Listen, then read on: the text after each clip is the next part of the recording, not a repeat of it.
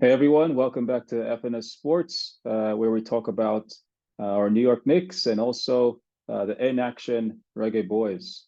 Today we'll do a recap on yesterday's game against the USA, the start of the Gold Cup, the creme de la creme, so to speak. They kept on harping on that during the show that this was the premier match, and they wanted to launch the Gold Cup with this match of obviously two of the strongest teams in the tournament. Let's get into it right away. Let's waste no time at all. No time. Uh, my takeaway, I'll start. I'm happy for the draw in general. I'm happy for the draw, but the draw also feels a little bit like a loss to me. And it feels like that because various reasons. But towards the end of the game, I also felt like we were put under a little bit too much pressure, which made me feel like we were kind of defending something that we had no right defending. We should have definitely been well in control of the game at that point. And we'll touch on various things that makes me feel like that in this podcast today.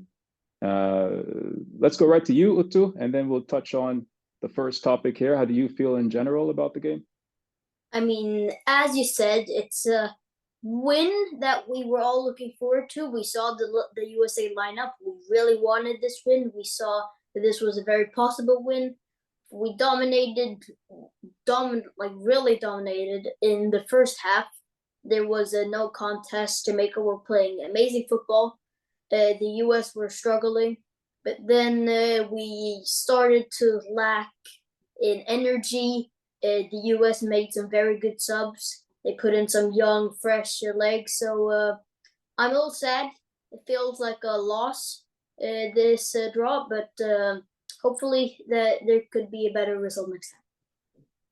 A point is a point is a point, they say. But yeah, and I'm happy for the point, but it definitely feels like a loss to me. Let's get into it straight away. First thing, the coaching failure. I am I have to call out Hal Grimson. I have to call him out. I have to call him out. This to me feels like, what are you doing? What's going on? Why are you making these changes that you're making? Why are you making these late substitutions at this point? What was this strategy? What was it? What was this about? Uh, Amari Bell, was he hurt or wasn't he hurt? He was saying he didn't want to sit. He didn't want to sit in the stretcher. He was waving off the stretcher. You were saying that maybe he signaled that he was previously hurt, or what was that about? I mean, Lawrence was already warming up. We don't know if this was a planned substitution. I don't know if Bell wanted to get off, if he wanted to show that he's fine but still get off, or if he still really wanted to play. But coach made a decision to take him off, and I think we don't really know what really happened. But let's just hope that everything is fine with Bell, and hopefully they can play in the next game. I must say that we're making this without watching the press conference. We haven't watched it yet. We haven't done that much homework. We're still reeling from the disappointment. We've actually been out playing some football ourselves today, so we really didn't follow up on that. But just based on what we saw during the game, I didn't think taking Amari Bell out, if he wasn't seriously hurt, I don't think that was the right move, especially for Kamar Lawrence. And I love Lawrence.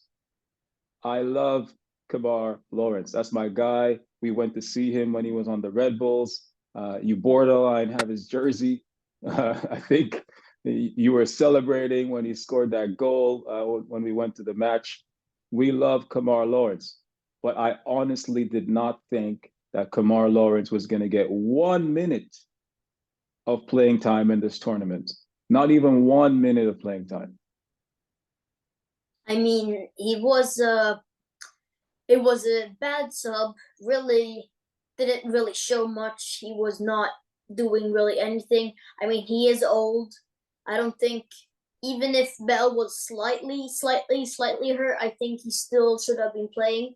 I mean, Lawrence, we don't know what could have happened. That goal might not have happened if the USA goal if Bell was still playing. We don't know. I mean, Lawrence didn't really do anything. Even Bailey had to get back and play left back. It was very, very hard to watch. I agree, man. Bailey at left back putting the ball between two defenders' legs was sweet to watch, but but that's about it. You know, that's about it. Why put the man in that situation to begin with? Even on a couple plays before that or after that, I don't recall the sequence of events entirely. But Lawrence was guarding air, guarding space or guarding the line, but definitely not guarding a man at times. I was just not happy about that substitution, and I view that as a coaching failure. So let's continue with some coaching failures. What is wrong with the coach for putting on these players in the 89th minute? What's happening there?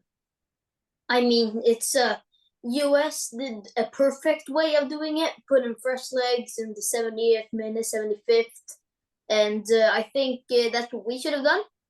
And I still don't think that the substitutions were right. All of them to take in Burke.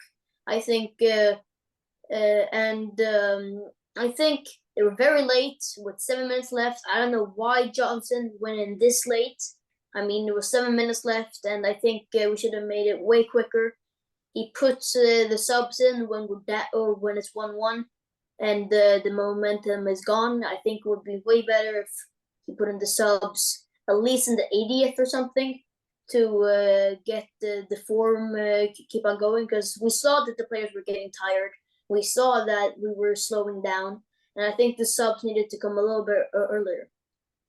Subs needed to come way earlier. I mean, how much later could they have came? I mean, How much it's later? as late as possible. I mean, he waited as long as he could to make the subs. I mean, the players, he thought that they could run for as long as possible. They really couldn't. I mean, we lost the ball a lot of times. The pressure, they stopped running and they just kept walking. And he subbed in the 90th when the momentum was already gone. Momentum was well gone. We were on our back heels, play after play after play. And then he sends in our best cam.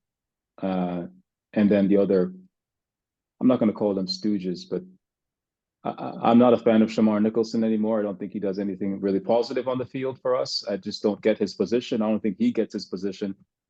And Burke himself, why wasn't he running? Why wasn't he pressing?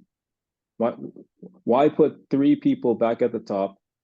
Right? You got Johnson, Nicholson, and Burke coming in, and they're all jogging. I have to call that a coaching failure as well, because unless he was on the sideline shouting, "Run, run, run," and no one was running, there has to be a bad game plan there. So bad substitutions and a bad game plan for the substitutes when they came on. I did see even John Wall, the assistant coach, go over to Kamar Lawrence and show him some snapshots of what they were seeing on the pitch.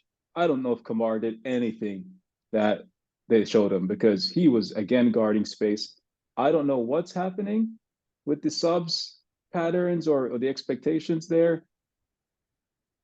It wasn't executed well, and I have to, instead of going directly to the players, I have to go to the coach. I mean, it was not the best of subs at all. I mean, it was not a good choice. I think coach he needs to work on his timing, and I think Nicholson, as you said, he's losing my patience of what he could be capable of. I mean, he has a lot to learn to get minutes. I think he shouldn't be getting minutes right now of what he shows, but I think there's a lot to work out for coach and for Nicholson and Burke. I think Burke definitely should be running, and so should the Nicholson. I mean, they have 7 minutes. I think they should be giving it all. The press should have been there. An aggressive press should have been there. More on the coaching failure, just a little bit more. Hopefully not too much more. I think we've already spent over 5 minutes on this, but more on the coaching failure. Where was John Russell? And again, guys, we have not seen the press conference. We do not know if he's injured or not, but we're going to react anyway. John Russell should have been in there. I thought at some point, you're up 1-0 with 70 something minutes left. You put more defenders in the game, more CDMs in the game. And I have to also say, and I think we talked about this earlier, his trust for these veteran players or his trust for specific players is maybe a weakness. I mean, he is trusting guys that were in their prime for 6, 7 years ago. And I think he really needs to show that the young players, I mean, USA, they did that. They put in all of the youngings. They were fast guys. I don't know why Russell didn't play. I mean, as you said, when you're up 1-0 and you see that the momentum is going down, you really need to put in more defensive minded players. And I think coach was lacking on that part. Severely lacking. Let's I think we touched on his ability to overtrust certain players now, and again, in the end, really, I'm putting this on the coach. In the end, and like in the final, we're going to get into some other points. Our next point is actually going to be pretty crucial, but in the end, I am putting this on the coach and not the players. Now let's get into Bailey. What a tough night. Not the worst night overall, but there was no icing on the cake. There was no celebratory. We finally got over the hump. Man, talk to me about it. I know you're a good goalkeeper yourself, so let's put it from that perspective. Tell us all. Tell the world how you feel about this. I mean, it was an interesting call from the players or coach or Bailey himself. We don't know, but I don't think Bailey should be taking the penalty. I mean, he hasn't taken a penalty in probably years in a game, and I think this was, I don't know who chose it. Might be him, might be a player, might be the coach. I don't really know, but I think the man that should be taking penalties for us is Antonio. I mean, Bailey has so much on him, and I think it was really stressful for him. He knew that he had to make it. He was a lot was going through his mind. I mean, the goalkeeper for US, Turner, I think he knew already. I think most of us knew that this might very much not go in, and knew where he was going to shoot. I mean, not the best of penalties at all. A little obvious, and I think besides that was not a horrible game, but I would not say that it was a very good game. What a tough night for the hero that we want him to be every game. We put our hero under immense stress for that penalty. There's no reason why I think Antonio or even Gray didn't take that penalty. I think they would have performed better. And if you really want to put icing, I'm sorry to say this, but if you really want to put icing, he missed the follow-up. That is true. I think he was not ready for it. It was not a good ball, but I think even if it's not a good ball to him, even if he's not ready, I think he still needs to put that in.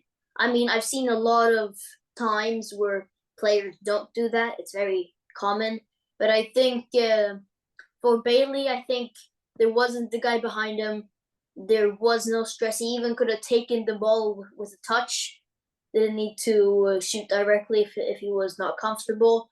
I think it's a miss he will remember, but hopefully he will forget it, and hopefully he will have a very good game next time.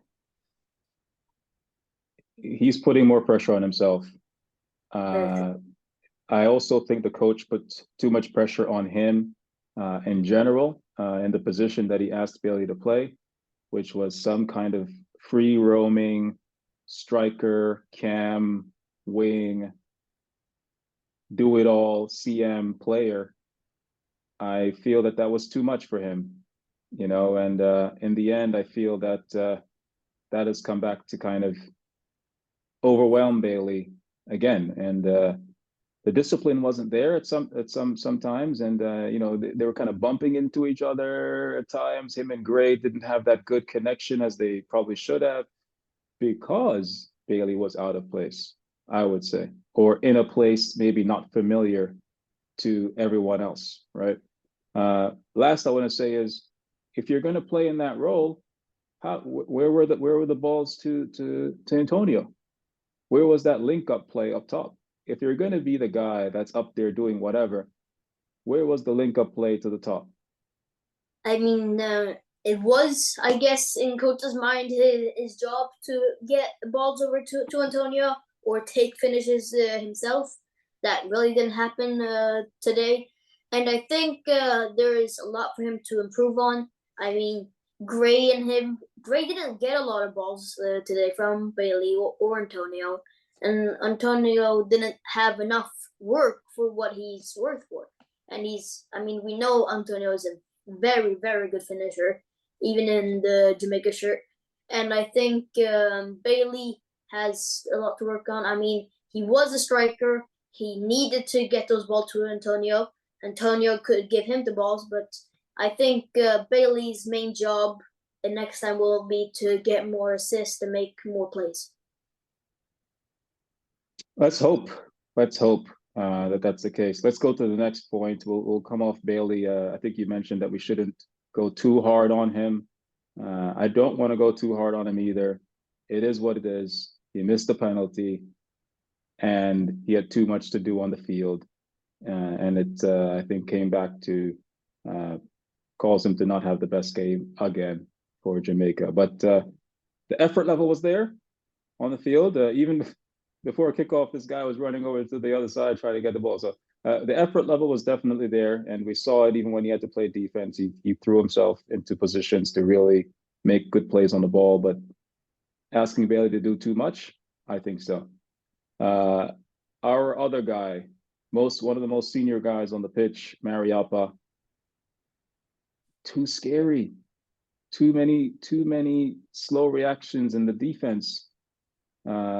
Not impactful enough on the defense. Again, guarding a lot of air. What do you think about that? I mean, he was one of the biggest holes in the defense, and I think there was not a lot of good things to say about him. I mean, horrible game is a little too much, but I think he almost deserves it. I mean, he didn't really have the same minds as the rest of the defense. He was thinking in another world and not in a good world. He was thinking in a very bad world, and I think he let in a lot of balls. I think it was the Morris attack where Blake made an amazing save. He was completely so far back. He was guarding air, and he let the guy be onside. And I think I don't know if he really should play a lot of minutes or even play minutes at all. To me, he's in the same position as Taxi Lawrence. I didn't expect him to play a lot of minutes in this cup. It's too bad what happened to Liam Moore. We found out about that. We did some research on that recently. That's probably why he's not included in the squad at all. Or, if coach could trust him instead. But man, Maps needs to kind of just be the player coach. Just be the player coach. Just like Lawrence, be the player coach. Hey guys, we've been here before. Talk the younger players through this. They are not able to keep up with these younger players as they used to. Next guy that I thought guarded a little too much air, and I don't want to get onto him too much either, because like I said earlier, I think he was in some good spots. He did make some good rotations, but was it impactful enough? I don't think so. Latibader, I didn't see enough. And I definitely didn't see enough in terms of the passing either. So if Lambert was supposed to be strictly defense, strictly get the tackle in, what's Latibader supposed to do? I didn't see Man City anywhere. He's Man City product. I didn't see a Man City product anywhere on that guy. I don't know what happened I don't know what happened. I mean, there's not a lot to say, but I mean, really don't know either what happened with him this game. I think he's one of the guys we really shouldn't be trusting. He is not the best player, to say the least. He has a lot to work on to get better minutes, and I think he should not really be. I think we have a lot of other players that are higher quality than him. I would have liked to see, even if he starts, if he runs out of energy or doesn't have the steam, I would have liked to see Russell come in for him, and or DJ come in for him, to kind of switch it up a little bit. Again, we started off with the negative on purpose. We're kind of going hard at the bad stuff that we saw. We got some good stuff coming. Trust me, we got some good stuff coming. It wasn't an all bad game. Again, we did come out with the draw. It is a point. We are grateful, but I also think that this is something that we want to critique, right? So let's talk a little bit about the subs that came on. Just tiny bit. Too late, didn't provide enough, couldn't provide enough.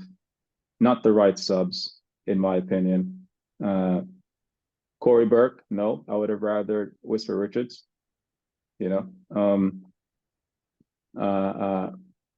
Nicholson, no, I would have even rather Paris. I would have taken Paris over Richards. I mean, over Nicholson. That's how far I would have gone there. And who else? Yeah, and DJ obviously just came on too late. DJ came on too late. Any other thoughts on that at all? I mean, I really wanted to see Richards play. He's a young guy, young star. I think and the US did a very good job. They put in some 19-year-olds, so under 20 kids, which had a lot of they were very explosive.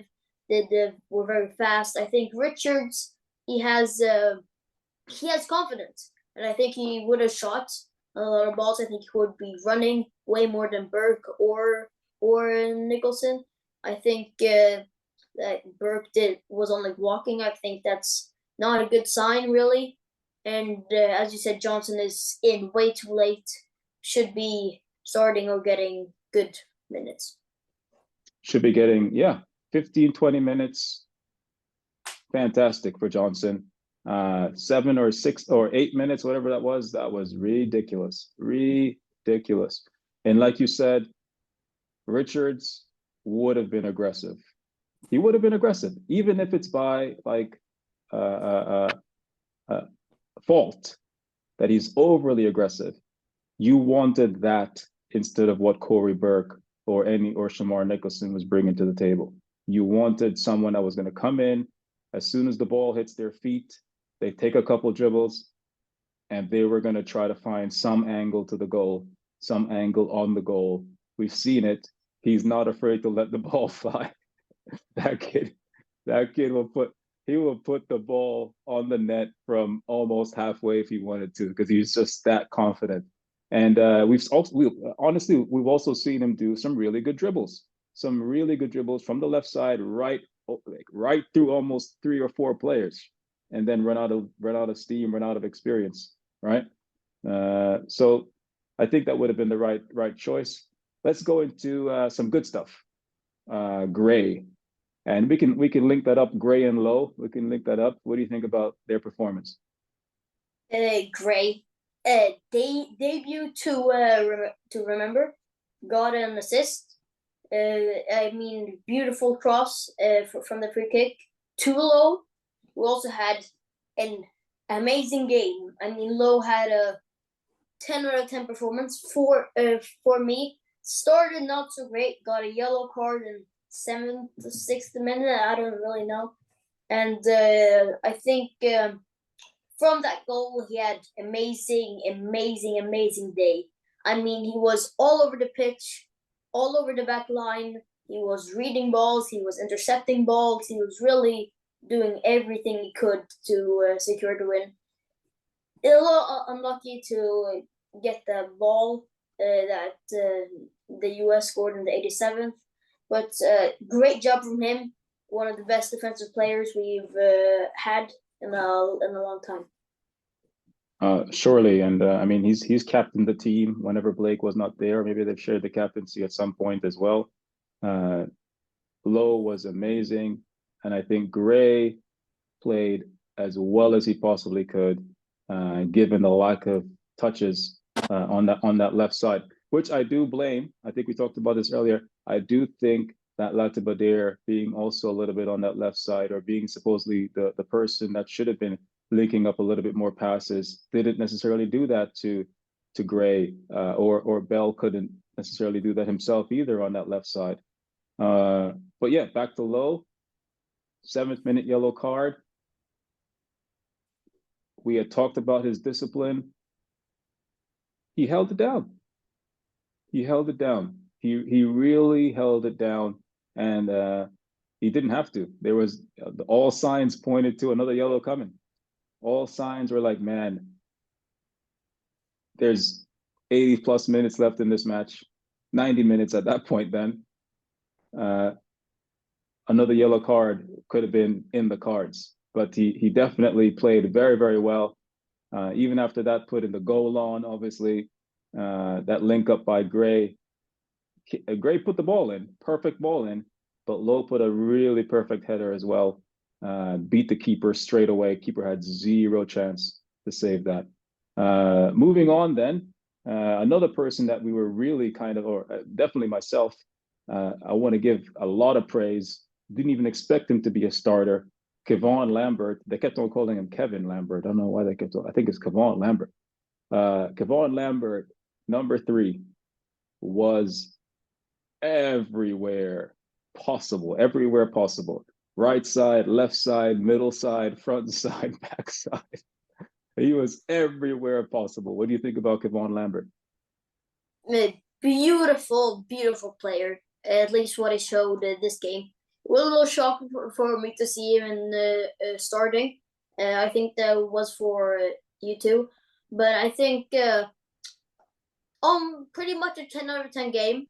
Was everywhere, as in he was running up and down, he was intercepting, he was passing, he was tackling, he had the vision. He just had a very, very perfect game. And I think he is one of the successes and I think he is a man to watch for the next game. I mean, it's a little easier game for Jamaica, but no game is easy. But I think what we saw today really deserves him a start in the rest of the group games. I agree. I'm not sure how you can take him out after a performance like this. It does go to say, though, that we did expect John Russell to start, but here we have Kevon Lambert out there doing more than John Russell, I think, has shown us in a Jamaica jersey, at least. So yeah, it's hard to take him out, and we really have to give an applause to Kevon Lambert, man. He really, really held it down. This game would have been very different without his activity level, and clearly would have been very different because of his activity level, helping to get that penalty, which didn't go our way, as we already talked about. But Kevon Lambert, cheers to you, my friend. You have done an immaculate job for the team. I hope that everyone else recognizes what you put forth last night, and I hope that you can continue to bring this energy and this experience in the midfield to the team. He was everywhere, everywhere. You can't not like that. And if there was a comparison, I would say him versus Latibadir, night and day.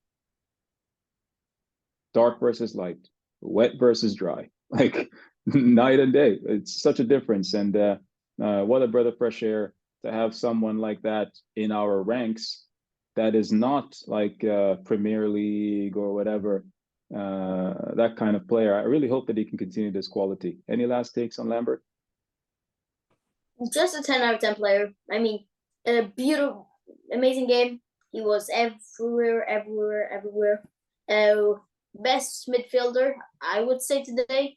Maybe even the best player today. I mean, there were some players who had amazing performances as well, but I think he's very much up there, and I think he can keep this form going, and hopefully he can start almost all of the next games. You're right, man. I don't think it takes a lot of effort to replicate this. I think his discipline was maybe the best thing about him, and his energy level. Discipline and energy level. It was very high. Obviously, his size is what matters, but his energy level and discipline is amazing. Let's get into another favorite player of mine, and I'm really happy he got the start. This one we predicted. Limbikisa. I'll let you go. Whoa.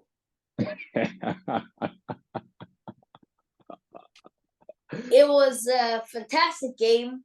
I think there is not a lot to say except perfection.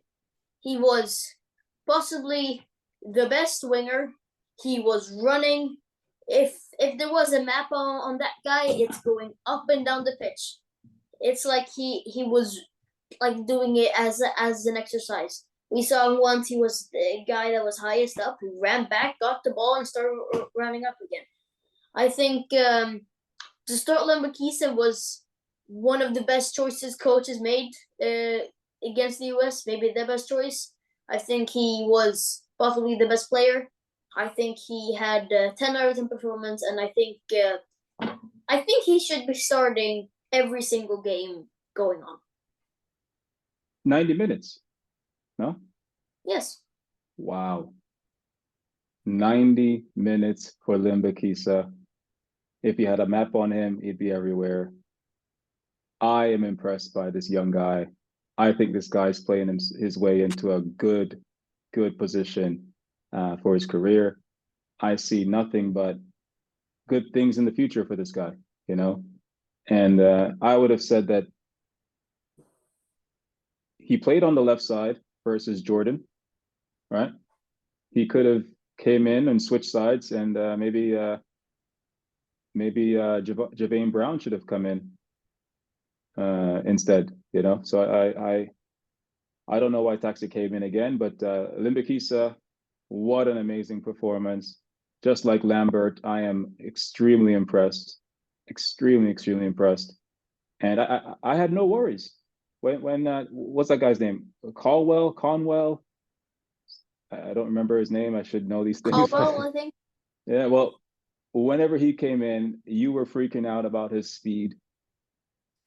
His speed was there, but Limbikisa to me was that Beautiful. you're not you're not gonna get by me. You're not gonna school me today. Like I'm still gonna take your cookies and I'm gonna go up and show you what I can do on the attacking end at times, the right amount of times, not every play, but the right amount of times. And I would say let's try to make that a little bit of a habit too. Have Limbikisa in the attack at times, you know, and use him because he has the speed to get back. This kid has a bright future, and I hope you know he can really continue to replicate this. Bobby, not a bad game, but not the greatest game. You know, we did expect a goal from Bobby. I don't know why, because Bobby just, you know, that goal is just in my mind about, you know, more goals going in. But the effort level from Bobby, you can tell that this kid cares a lot. He cares a whole lot. Crazy. I mean, he is a crazy boy, to say the least. And as you said, the goal is still in my mind against Mexico, but not a crazy performance, not a bad one at all. I mean, he was stable enough. He did some things with the ball that were very good, and I think he's a guy you shouldn't really complain about. I agree. The coach, we talked about this. The coach had a little bit of a challenge, I think, because of Bobby's size and perhaps defensive ability. He has to be a little bit off center in his attack, or you know, in his positioning, which I guess shifts things around a bit on the field for the other generally faster attacking players such as Bailey, Antonio, and Gray. You want Bobby out there, but you don't want him to be a defensive liability, so you try to keep him out on the wing a little bit. I don't know if we did that a little bit too much because we didn't play a proper cam. I don't know what you think about that. Do you think that we can do any improvements on Bobby's positioning and the way he plays for the next game? I mean, if it depends on what he's confident with. I mean, he was playing a little more wing than central today. I mean, if he wants to play on the wing, I think we should 100% let him. I think he's an amazing winger. But if he feels like he wants to play center mid, I don't think we should argue with him. I don't think he's not bad or anything. I think US is a very big team. They're big guys. I think other games that we will play, he might have a little bit easier. But I think we should have patience with him, and I think he can show up. I agree. I agree. Let's wrap it up. Hopefully not too much longer here, guys. You guys have been bearing with us now for at least a good 30 minutes, maybe. Changes for the next match. What would we like to see? I'll let you go first. I think we need to see a lot from coach. I think the substitutions, he has to make better calls. I think one thing we have learned, Bailey should not be taking penalties. We should have Antonio on the spot. Not that Bailey's bad or anything. I think he has a lot of pressure on him when it is to taking penalties. And I think coach needs to think about where players who want to play and not just put him there. I think Mariappa, no for me. I think he's got to go. And I think he needs to make better calls when it comes to players' opinions, the players' energy levels, and what the other team's playing for kind of football.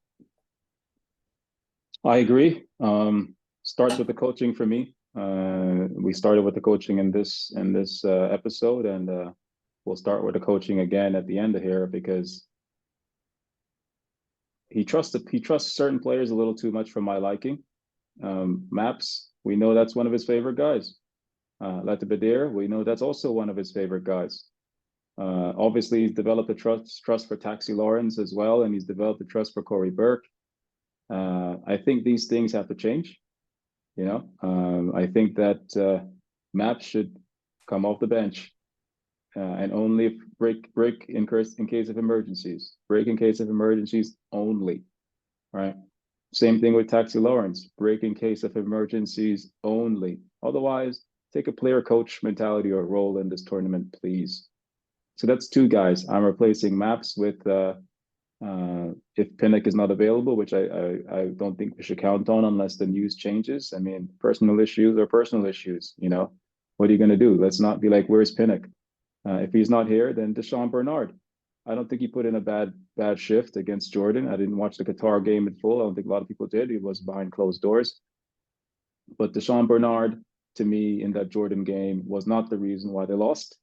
And he should have been on the pitch. And I think he can put in a better effort than Mariappa. I don't understand why that's not a thing. Definitely fresher legs than Mariappa at this stage.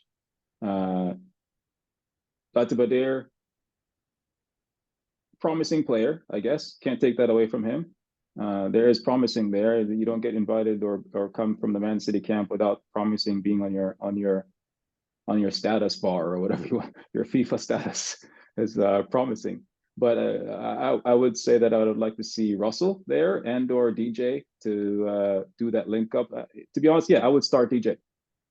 I would say that Lambert right now is taking Russell's spot, and Russell can come off the bench if Lambert is tired, and or Russell can come off the bench if DJ's tired, and to add to the defense. And lastly, Whisper Richards is one of the super subs. Put the kid in. Needs to be. Put the kid in. Put him in and let him take a couple shots on the goal. Let him start to establish his legacy with the team. Let him start to establish his legacy with the team. This is the time. He's ready for the big stage. I think he's ready. At least we know who's not ready. We know that Bailey has not necessarily been that ready. We like him. He's a great talent. We love him actually.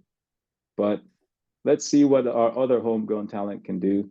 And I would love to see that for the next match. Any other takes? Obviously, praying for Blake to, again, we haven't watched the press conference. I don't know if he hurt his shoulder. Hope that's good. No lingering issues there. Hopefully no one's hurt. So we're also not sure about that. We haven't checked that. But we're real hoping that we can definitely dominate the next match now. Gray hopefully is a little bit more comfortable with the team, more passes to him, more time on the ball. And Bailey, actually, one more suggestion is to, I would say, define Bailey's role a little bit more. I really don't want to see him playing anything near left back or bumping into people that don't expect him in the position that he's in, because he's just freestyling it out there. Give him some specific instructions. Hey, when you're in this spot, look for this player. When you're in that spot, look for that player. Something like that. Any last takes before we wrap up? Pray. Pray. I agree. Let's leave it there. We're going to hope for prayer. We're going to hope for really good things. Obviously, it's always positive energy in the end for us. We enjoyed the match, but we definitely wanted a win, and we are hoping for, not even hoping for, we're calling it, I'm calling it right now, calling a win on the next match on, I think, Wednesday or Thursday this week. So thanks again for joining us on FNS Sports, and we'll see you shortly. Bye.